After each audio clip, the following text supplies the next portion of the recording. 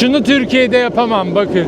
Şöyle bir yerden durmadan sırf bana yeşil yanıyor diye hızlı geçemem. Ama burada yaparım. Burada güveniyorum çünkü. Türkiye'de birisi oradan çıkacak ya, çıkar. Bana çıkmaz gibi gelmiyor. Mesela şu an kırmızı, yeşil yandı. Ama o sana yeşilse değilse bile eğer atladıysan yola, o yol sana verilecek kardeş. Burada yaya öyle bir şey var.